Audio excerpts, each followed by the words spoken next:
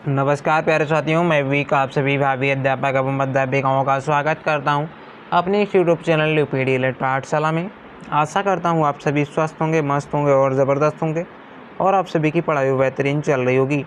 तो आज हम लोग लेकर आए हैं डीएलएड फर्स्ट सेमेस्टर विज्ञान विषय के चैप्टर 1 को, जिसका नाम है सजीव वस्तुएं द लिविंग थिंग्स। तो इसको हम लोग आज के इस वीडियो में कवर करेंगे।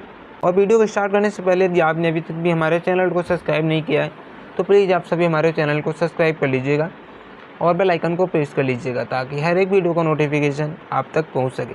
तो चलिए स्टार्ट करते हैं। पहले पॉइंट से क्या है हमारा, सजीव वस्तुएं द लिविंग थिंग्स। यानी सजीव वस्तुएं क्या होती हैं? सा माने सहित, जीव, जीव सहित, यानी जिनमें जीवन पाया जाता है। सजीव वस्तुएं वे वस्तुएं होती हैं जिनमें जीवन पाया जाता है। ठीक है, जैसे उसमें क्या होता है, वृद्धि भी होती है, पोषण भी होता है, श्वसन भी होता है और उत्सर्जन भी होता है। ठीक, ये सारी क्रियाएं होती हैं। तो कौन कौन से होते हैं सजीव? मनुष्य हो गया, पशु हो गया, पक्षी हो गया, पौधे हो गए, बैक्टीरिया, शैवाल और प्रोटोजोआ आदि हमारे क्या है, सजीव के उदाहरण हैं। और बात करें वायरस यानी विषाणु की, तो ये क्या है, सजीव और निर्जीव के बीच की कड़ी होती है। ठीक है, ये भी आपको ध्यान रखना है। निर्जीव वस्तुएं यानी नॉन लिविंग थिंग्स क्या है? तो निर्जीव वस्तुएं वे वस्तुएं होती हैं जिनमें जीवन नहीं पाया जाता है और उनमें पोषण, श्वसन, प्रजनन, वृद्धि आदि क्रियाएं नहीं होती। ठीक है, उदाहरण हो गया रेलगाड़ी, मिट्टी, मोटरसाइकिल, लोहे का सामान, ये सारे के सारे क्या निर्जीव वस्तुएं। ठीक है, जिन्हें मानव के द्वारा बनाया जाता है। ठीक है, नोट हमारा क्या है, जो कि 2018 में पूछा हुआ प्रश्न है कि सजीव एवं निर्जीव के बीच की कड़ी को क्या कहते हैं? तो उसे हम क्या बोलते हैं? विषाणु बोलते हैं। ठीक है, वायरस बोलते हैं। ये आपको ध्यान रखना है। ठीक है, अब हम लोग देखेंगे सजीवों के लक्षण, यानी सजीवों में क्या क्या लक्षण होते हैं जिनसे हम उनको पहचान सकें। सजीवों के लक्षण कुछ निम्न प्रकार से, जैसे कि क्या है, निश्चित आकार होता है। सजीवों में क्या होता है? निश्चित आकार होता है, वृद्धि होती है, उनमें वृद्धि होती है तो क्या प्रजनन होता है, श्वसन भी होता है और गति भी होती है। ठीक है, उपापचय की क्रियाएँ भी होती हैं, ये भी आपको ध्यान रखना है। ठीक है, अब हम लोग देखेंगे पौधों और जंतु में अंतर, यानी पौधों और जंतु में क्या अंतर है। तो सबसे पहले हम लोग पौधे देखेंगे कि पौधे में क्या क्या विशेषताएं होती हैं। पौधों में कोशिका भित्ति पाई जाती है। ठीक है, पौधों में क्या होता है, कोशिका भित्ति पाई जाती है। यह कार्बन डाइऑक्साइड ग्रहण करते हैं और ऑक्सीजन छोड़ते हैं। ठीक है, तीसरा पॉइंट इसी में कि पौधों में क्लोरोफिल होता है जिसकी वजह से अपना भोजन स्वयं बना लेते हैं।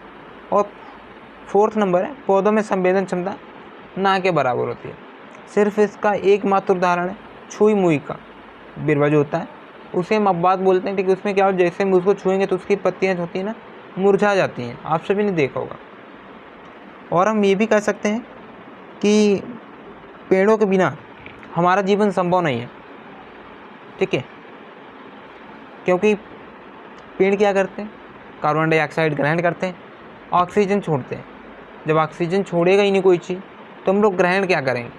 ठीक है, इसीलिए हमारा पेड़ पौधों के बिना हमारा जीवन संभव ही नहीं है। ठीक है, अब हम लोग देखेंगे जंतु के बारे में। ठीक है, तो जीव जंतु, जंतु में कोशिका भित्ति क्या होती है, नहीं पाई जाती इनमें। ठीक है, जंतु O2 ग्रहण करते हैं यानी ऑक्सीजन ग्रहण करते हैं और कार्बन डाइऑक्साइड छोड़ते हैं। ठीक है, जबकि पेड़ पौधे हमारे क्या करते हैं, कार्बन डाइऑक्साइड ग्रहण करते हैं और CO2 छोड़ते हैं। ठीक है, इसी में फोर्थ नंबर है कि जंतुओं में क्या होता है, क्लोरोफिल नहीं पाया जाता है। ठीक है, क्लोरोफिल नहीं पाया जाता है। फोर्थ नंबर, जंतुओं में संवेदन क्षमता बहुत अधिक होती है। इनमें सेंसिटिविटी क्या होती है, बहुत अधिक होती है। ठीक है, अगले पॉइंट पे चलेंगे, अनुकूलन यानी एडेप्टेशन क्या होता है। सभी जीव अपने अपने वातावरण के अनुसार स्वयं को डाल लेते हैं। ठीक है, जैसे कि क्या हो गया, ऊँट हो गया। ठीक है, ऊँट क्या होता है, ऊँट रेगिस्तान में रहने के लिए और मछली पानी में रहने के लिए अपने आप को अनुकूलित कर लेती है। ठीक है, प्रश्न संख्या 1 है, मछली के जल में रहने के लिए कौन कौन से अनुकूलन सहायक हैं, जो कि हमारा 2016, 17 और 18 में पूछा हुआ क्वेश्चन। तो इम्पोर्टेंट क्वेश्चन। ठीक है, तो इसका क्या उत्तर हो जाएगा, मछली का शरीर नाव के आकार का होता है। ठीक है, इसे धारारेखित भी कहते हैं। गलफड़े जल से घुली ऑक्सीजन लेकर श्वसन करते हैं और मछली के शरीर पर 2 पंख होते हैं जिससे मछली जल में आसानी से तैर सकती है। गलफड़े तथा धारारेखित शरीर मछली को जल में तैरने के लिए अनुकूलित बनाते हैं। इसका बहुत ही सटीक शब्दों में आंसर है। ठीक है, प्रश्न संख्या 2 है, मेंढक और बतख को जल में तैरने के लिए कौन से अंग सहायता करते हैं? मेंढक और बतख के पैरों की उंगलियों के बीच एक झिल्ली होती है जिससे वो पानी में आसानी से तैर सकते हैं। ठीक है, तो कौन मदद करता है? जो उनके पैरों के बीच में जो झिल्ली होती है ना, वो उनको तैरने में मदद करती है। ठीक है। प्रश्न संख्या 3 है, जलीय पौधे जल में रहने के लिए किस प्रकार अनुकूलित होते हैं? ये भी हमारा 2017 में पूछा हुआ प्रश्न है। ठीक है, तो कमल और कुमुदनी पौधों की पत्तियां हरी व चपटी होती हैं, इसलिए ये पानी पर तैरती रहती हैं। ठीक है, और प्रकाश संश्लेषण की क्रिया द्वारा भोजन का निर्माण करती हैं। हरी होती हैं तो उसमें क्लोरोफिल होता है, तो क्लोरोफिल होता है तो क्या होता है? प्रकाश संश्लेषण की द्वारा अपना भोजन निर्माण करती हैं। ठीक है, इनकी सतह मोम जैसी क्या होती है? चिकनी होती है, इसलिए पानी पर नहीं रुक पाता है, और इसकी वजह से ये कभी सड़ती भी नहीं। जब पानी रुकेगा नहीं तो फिर क्या है? इनमें सड़न जैसी क्रियाएं नहीं होंगी। ठीक है, और जलीय पौधे के अंदर असंख्य खाली स्थान होता है जिससे इसके अंदर वायु भरी रहती है, इसलिए ये हल्के होते हैं, और हल्के होने की वजह से ये पानी के ऊपर तैरते रहते हैं। ठीक है, जैसे कि जलकुंभी हो गया और कमल हो गया। आपने देखा होगा जलकुंभी, जो भी इसका जो तना होता है ना, कह सकते हैं तना, वो एकदम पुंगल होता है। ठीक है, खाली होता है बीच में, तो इसीलिए क्या होता है, इसमें हवा भरी रहती है। हवा भरे होने के कारण ये हल्का हो जाते हैं, और हल्के होने के कारण ये पानी में तैरते रहते हैं। ठीक है, अब हम लोग देखेंगे मानव निर्मित वस्तुएं। यानी मानव निर्मित वस्तुएं कौन सी होती हैं? वे वस्तुएं जिनका निर्माण मानव द्वारा किया जाता है मानव निर्मित वस्तुएं कहलाती हैं। जैसे प्लास्टिक हो गया, साबुन हो गया, खाने की सोडा, ये सब क्या है? मानव के द्वारा बनाया जाता है। ठीक है, तो प्लास्टिक कैसे बनती है आइए देखते हैं।